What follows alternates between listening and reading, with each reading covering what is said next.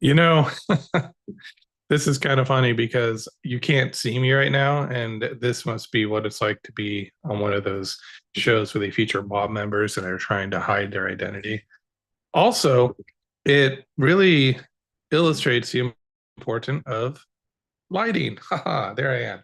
Okay, so we're going to be working on B flat, C, D, and E again today. And we're going to do it just a little bit different. So for those of you that are just joining, you should probably go back to the very first session here. But for those of you that are following along, welcome back. What we're doing right now is attempting to develop a little bit of perfect pitch. Is it actually going to succeed? That is the real question. I can tell you that so far, I have had some promising experiences, some things that have been kind of fun, and I have been able to hear tone colors very clearly on and off. But is it going to stick? I don't know. I'm going to commit myself to doing this for a pretty long time. I mean, I'm only doing this for 30 days, but I'm going to continue this journey afterwards. And a thing that I want to address is whether or not perfect pitch is actually worth it. I mean, look, I've been doing this for 18 days. I've been doing at least an hour a day. I do these 15-minute sessions, and then I do the quiet ear program that I assign each week. And I haven't had expansive results, but I have had some small changes in my perception. So is it worth it? I personally think no, it's not, because I think that you are much better off just learning relative pitch first, because the amount of time you're going to spend on perfect pitch training, if you're consistent, and I do think you have to be consistent, I think you have to come in every single day. But the amount of time you're actually going to spend trying to develop this elusive skill would be better spent just developing your relative ear, which is frankly just as good for performance once you know what key you're in. You know, once you know what key you're in, if I know that I'm starting in C and I know where a C is and I can hear that C, I can figure out all the other notes. I can figure out where we're going. I can hear the chord progressions. I can be very quick, just as quick as somebody with perfect pitch, in my opinion. So, relative pitch is a skill that we absolutely 100% know you can develop. There's no guessing game here. We know that you can develop relative pitch. We know the exercises that work. And I have created a program that will guide you through it if you're patient. If you're willing to just come in each day, do a little bit of work on your ear, you'll have a really powerful, really quick ear at the end of all this. So, that being said, if you already have a great relative pitch, then maybe it's time to play around with perfect pitch and see what you can achieve.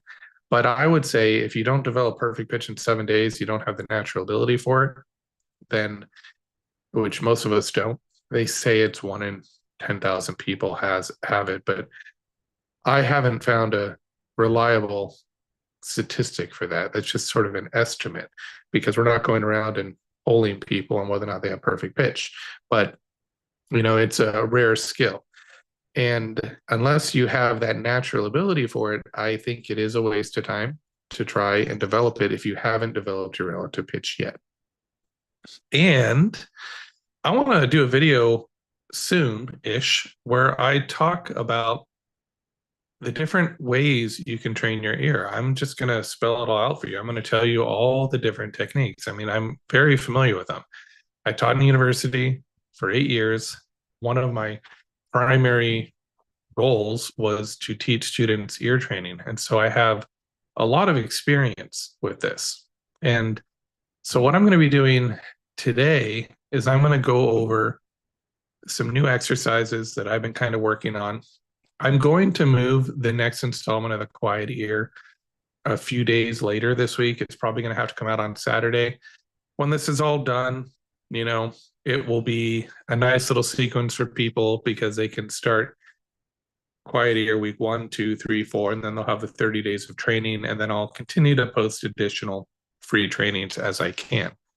But going back to my point about relative pitch, that's going to be far more useful than anything else that you can develop. And if you're looking for efficiency, that's the way to go.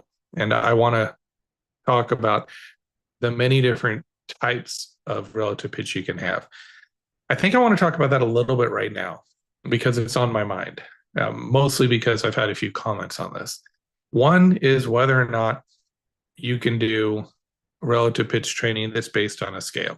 All right, so I'm going to connect the keyboard, make sure that you can hear all that, and then we're going to start talking about some of these different types of relative pitch training. Then we'll get into the actual perfect pitch training.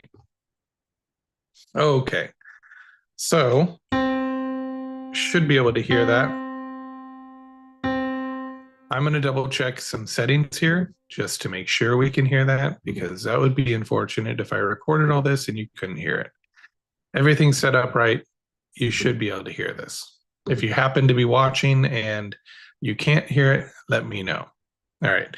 So with relative pitch, one method, which is very quick, and it really does work. You know, you'll see all these videos about stop learning intervals, stop learning chords, you know, just hear what C feels like in a key. So here's C major.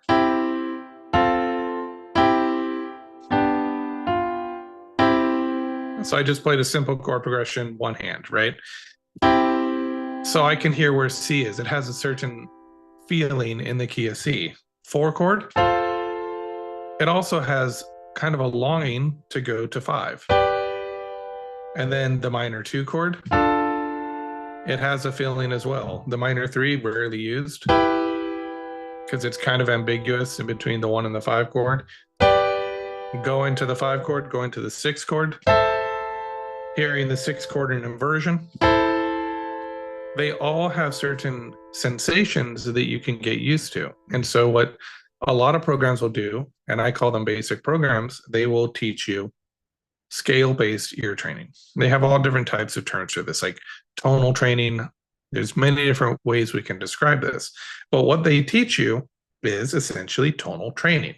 They teach you how to hear within a key. But what happens when all of a sudden you have something like this?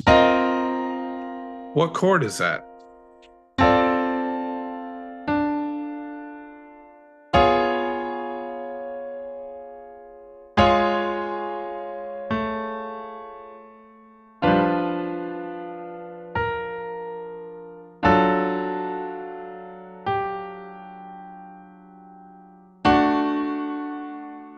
Okay, if you had a tonal-based training, you might get the last chord. But the other chords, there was chordal harmony in there. There were different voice leading techniques being used. And I mean, even Bach doesn't stick to one key. He goes all over the place. He's in modes, he's using sequences, he's doing all kinds of things, and you're constantly leaving the key. So these programs that teach you tonal-based training, they are very good. They're great when you're younger, especially.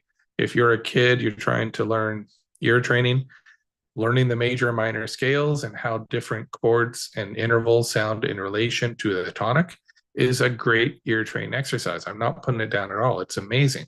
It actually, because it works and it's fast. And that'll get you to, I'm just going to throw something out there. Not even going to give you a number, but it'll get you to a lot of the music that is available that we listen to. Okay. And that's just one part of it, though.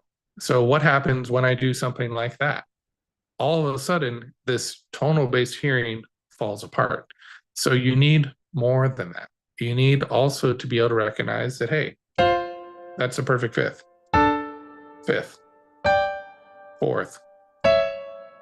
You know, you need to be able to recognize all these intervals immediately in chords.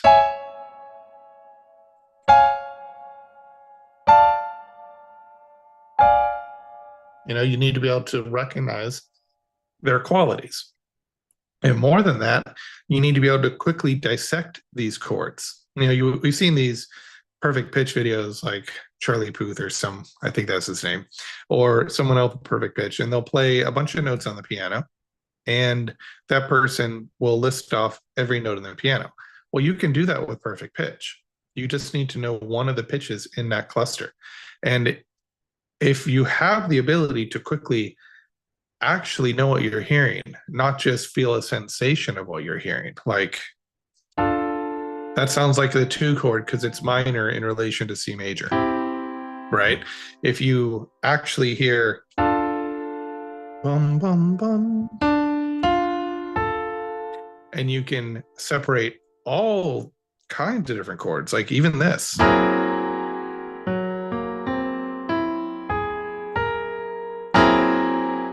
Then your ear becomes really powerful because now you're going from context-based music where you always have to relate it to a major or minor scale.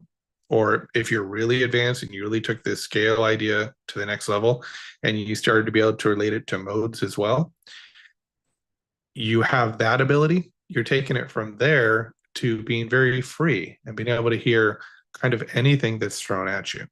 So that's my little rant on relative pitch. I want to do a longer video, one where it's not a live stream where I can prep it a little bit, but I'm going to talk a little bit more in detail about this. But right now, what we're doing is perfect pitch training. So let's get to that.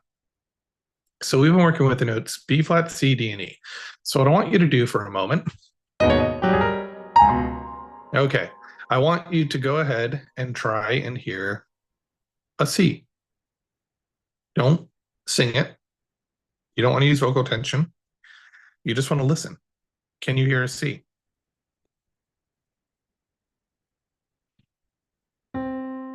I got it right.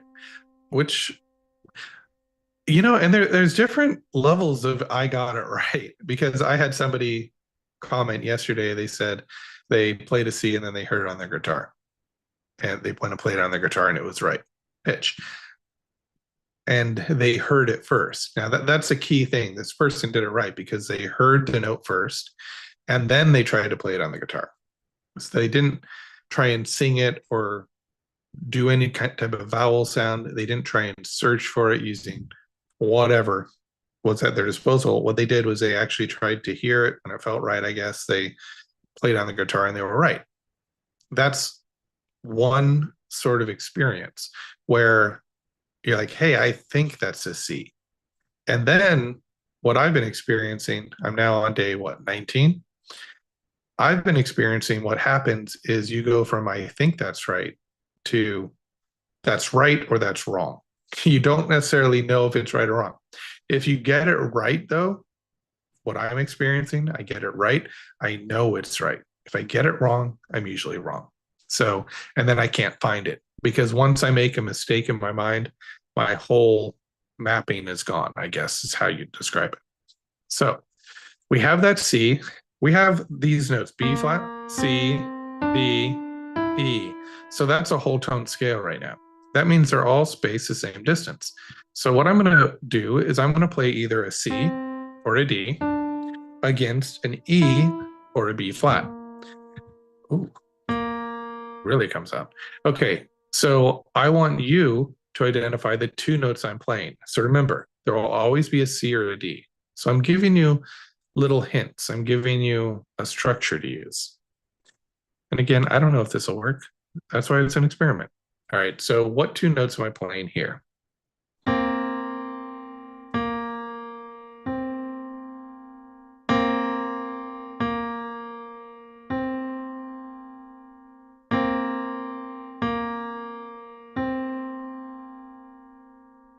B flat and C. And I have to tell you, I don't know what you're hearing.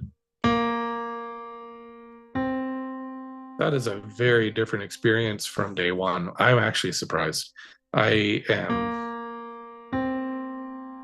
they're night and day. Okay.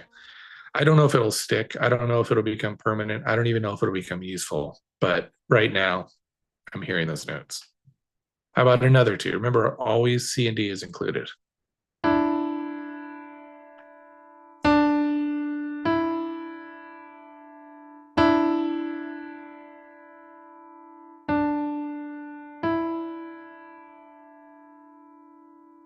So that one was D of and E. Lighting.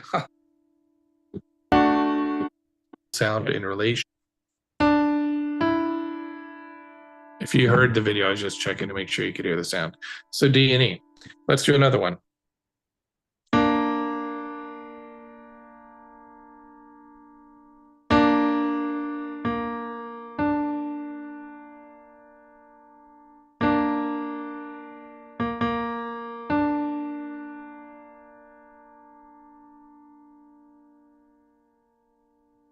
B flat and D.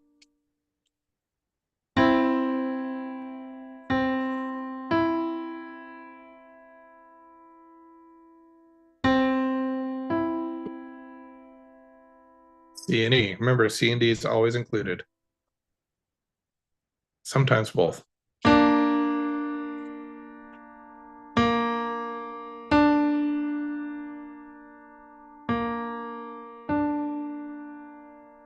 B flat and D.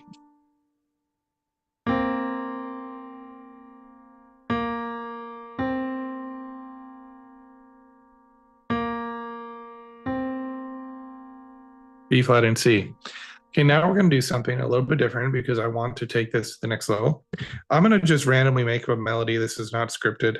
I'm just going to create a melody.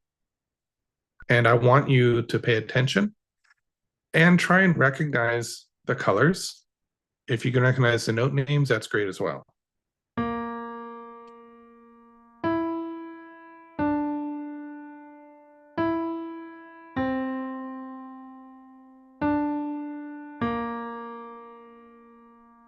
Okay, how do you do on that one?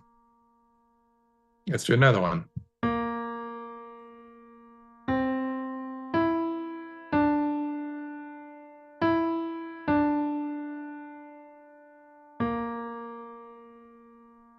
You're just listening and trying to hear the notes.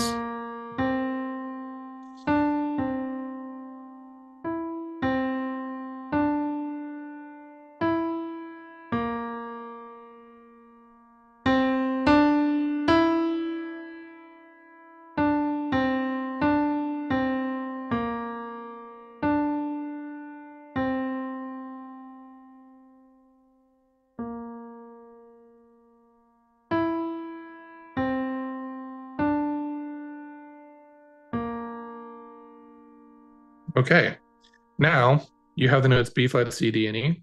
What notes am I playing? I'm going to play 3 of them, and it's not always going to include C or D.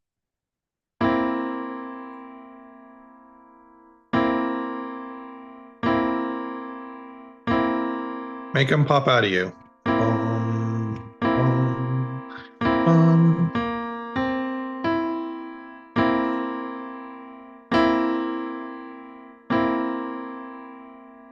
B flat, C, and E.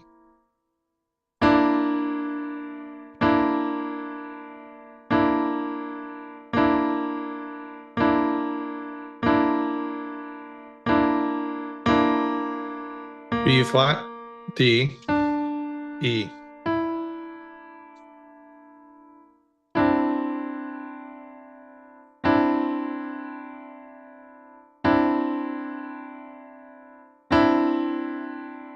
C, D, and E.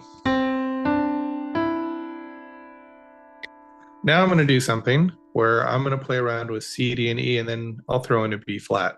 When you hear the B flat, just recognize it.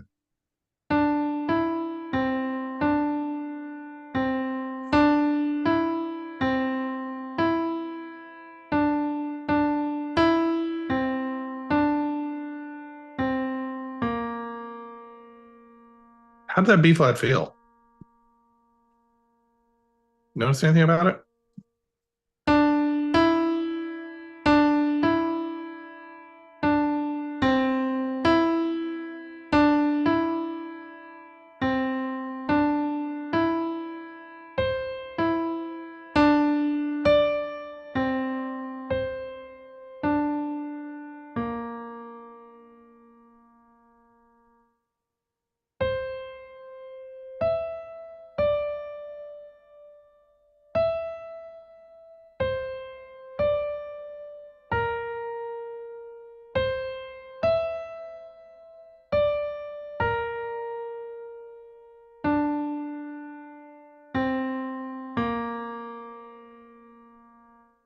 Okay, now we're going to do something a little bit different.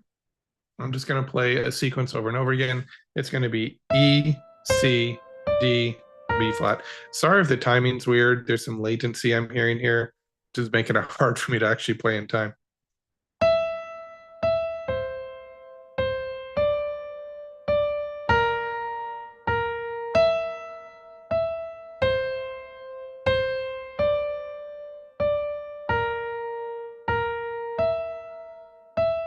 C, D, B flat, E, C, D, B flat.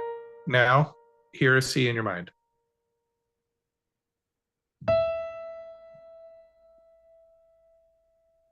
How'd that feel? So you heard the C in your mind, but I played this. That was a little bit shocking. What note is this? It's an E. Okay. So you had an expectation of a C, but you heard the E. Did you notice anything when that happened? That's what we're listening for. Nothing concrete. We're just listening for any subtle change in perception here. All right, we're going to do this again. So we're going to play E, C, D, B flat.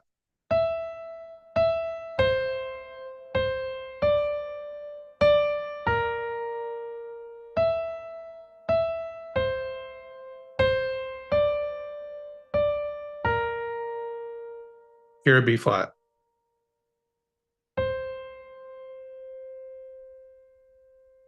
I played what note?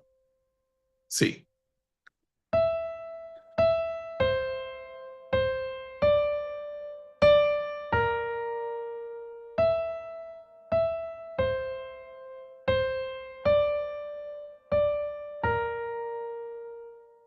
Here a D.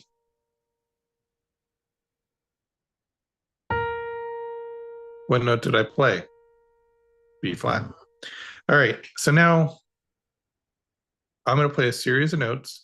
When I land on B flat, just kind of raise your hand or acknowledge that I hit B flat.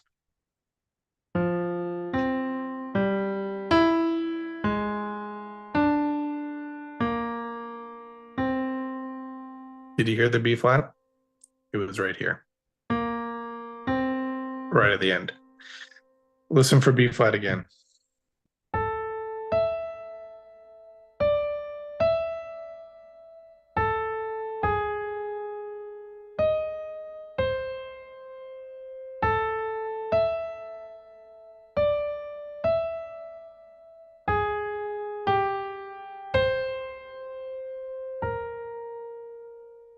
Did you hear the B flat?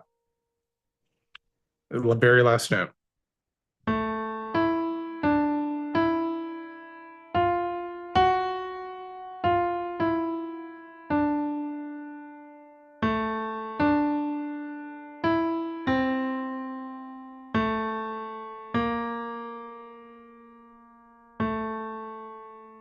Did you hear the B flat?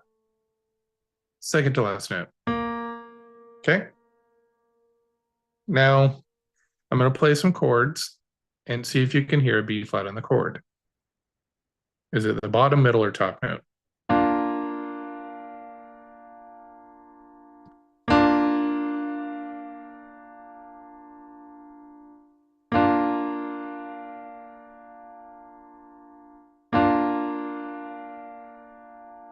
It's bottom note. How about in this chord?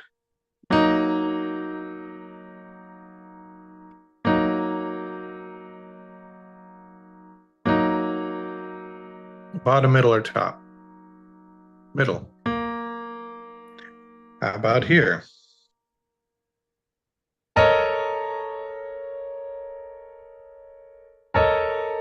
It's like it's hiding in the forest. Got to find it.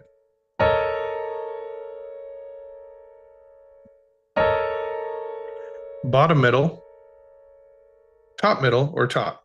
So 1, 2, 3, 4. Going from the bottom is 1. 1, 2, 3, 4. It was number 2. Okay, now we're going to do one more thing. We're just going to compare a bunch of notes to B flat.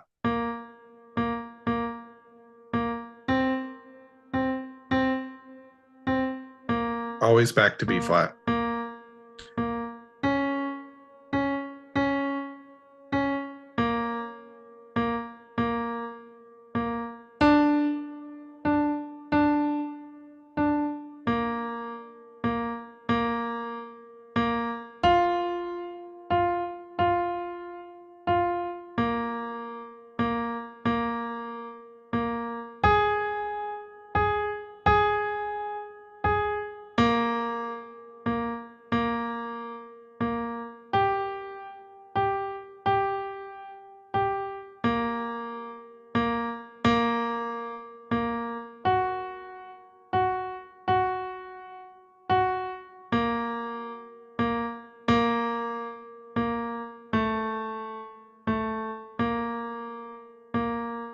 Okay, that's all we're going to do today. So the next session of the Quiet Ear, if you're watching this out of sequence, like this has already been recorded, it's already available, but that's in the future right now, as of the time it's recording.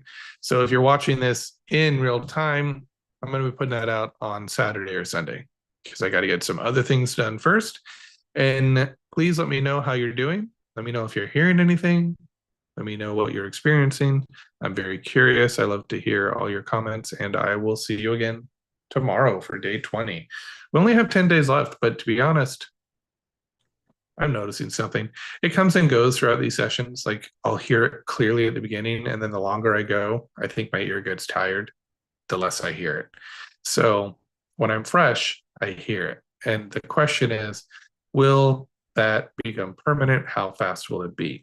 Because what you'll notice is a lot of people that have perfect pitch just immediately, they don't have to think about it. They just know what it is. Just like if I show you the color red and you're not colorblind, you know it's red, you know? Or if I show you the number one, you don't have to think, oh, that looks like the shape of one. You just know it's one. So we can learn in a lot of different ways. And the ear is no exception. In some ways, I feel that the ear is much more flexible than many of our other senses. You know, you can pick up wine tasting in your 50s and 60s and 70s, and you can learn to taste the different wines. You know, when I was in college, I worked at Starbucks and we had to taste different coffees. I actually never had coffee before I worked at Starbucks. And I learned to taste the difference between different coffees, you know? So these are all just kind of more refined palates. Some of them, when you develop them earlier, maybe they're faster, or maybe it's just that we're going about it the wrong way. So, for example, I'm learning to taste coffee and I feel like something's bitter. Okay, well, I don't actually relate it to a food that I know is bitter. I just have an understanding of what bitter is, so I apply it to that coffee. If I tried to say it tastes like an orange or something like that, maybe like the rind of an orange, maybe that would make it more confusing because now I'm trying to make it very specifically attached to one thing. You see what I'm getting at?